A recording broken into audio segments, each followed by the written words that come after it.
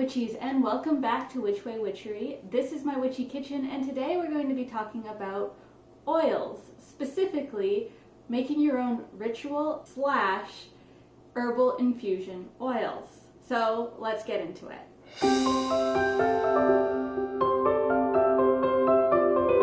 So why should you make your own herbal infused oils? Firstly, it cuts out the middleman, it allows you to personalize your stuff, and it is super easy to do.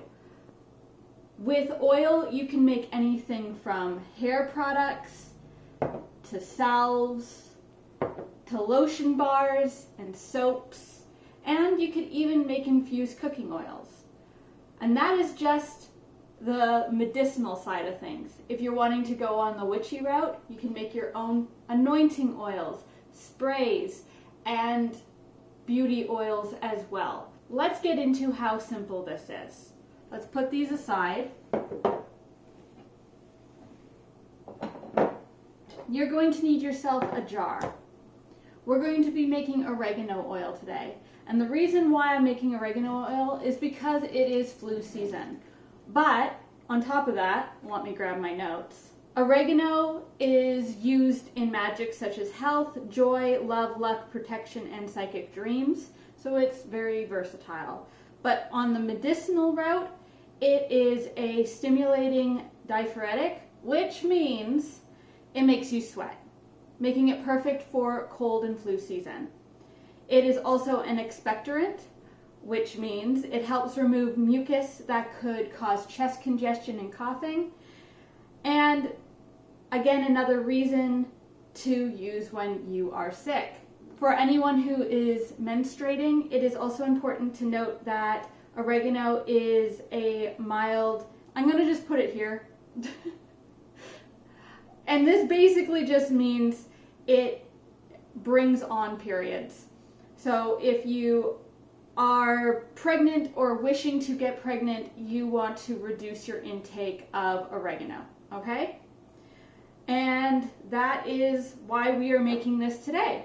We are making it for cold and flu season, something to take when needed, but also something you can add if you're wanting a little extra protection or luck or love, joy, health, or help with psychic dreaming. So, now that we have gone over my notes, let's make this oil.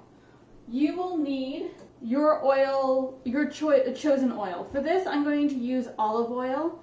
Generally, if I'm doing any skincare or salves, I will go with a coconut or I will go with a sunflower oil. The reason for that is I find those oils are a lot kinder to my skin, and olive oil I find blocks my pores. It's just my skin preference. Up to you if you want to use olive oil for your skin products. With that said, what you're going to do is take your oregano. This is oregano that I grew in my garden and dried myself, so I know it is organic because there's nothing in it but dirt and water. And you're going to fill this halfway with your oregano. Now, when it comes to making oils, it is very important for you to use dry or semi-dry products, only because water and oil, when they're mixed together, will cause it to ferment, and you do not want to use a fermented oil. It stinks, it causes skin irritations, it can make you sick. So, when it comes to making oils, it is very important for you to use dry herbs or dry materials. With that said, there are those that will use semi-dry materials, but I have had no luck with using semi-dry materials, so I just stick with dry materials. Now, you're going to fill it halfway with your chosen herb. It is oregano, and then you're going to add your oil.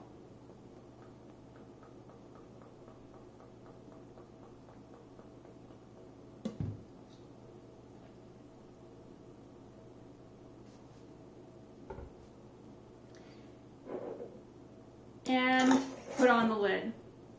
At this point, you have two choices. You can either do a cold infusion, which basically means put this in a cool, dark space for about 2 to 3 weeks. Some people will go for a month or longer. Really depends on you, how long you want to steep it for. Then strain it and use it at that later time.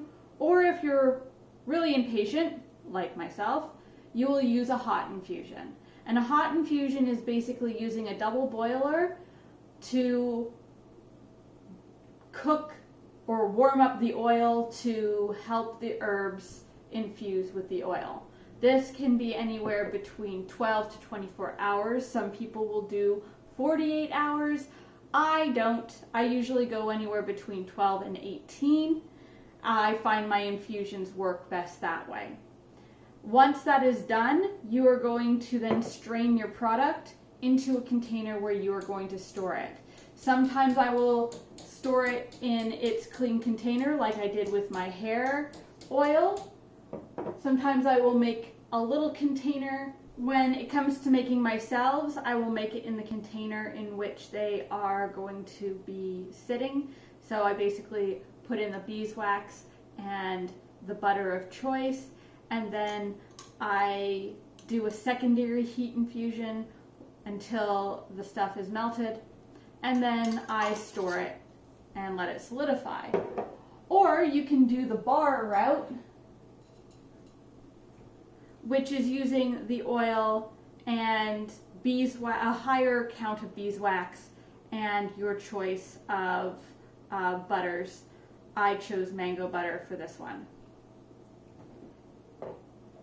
When it comes to consuming oils, it is important for you to do your research first and make sure that you are okay with consuming that herb. Also, if you're making this to put on tools, it's important to make sure that the oils that you're using aren't going to damage your tools. Basically, anything that has a high citrus may damage your tools. It is important to be aware of that. Yeah, I mean, basically you'll strain this out, put it in a storage container, and I wouldn't keep it for more than, I've had oils keep for about a year. But with that said, it's always important to do a smell test and a quick little taste test. If it's off, don't use it. So yeah, that is how you make infused oils. And now I'm going to go and do a cold infusion and put this downstairs because I don't need it right away. And I'm going to go and edit this video and put it up so you guys have it for Wednesday. So with that said, thank you for coming by my witchy kitchen. It was great seeing you, and let me know if you have any recipes that you use oil in, or any recipes you want me to make that include oil, because I really enjoy making oil products for myself and to share with all of you. So with that said, thanks for coming by. Don't forget to like and subscribe, and until next time, my lovely witchies, stay safe, stay magical, and have the day that you deserve. Toodles for now!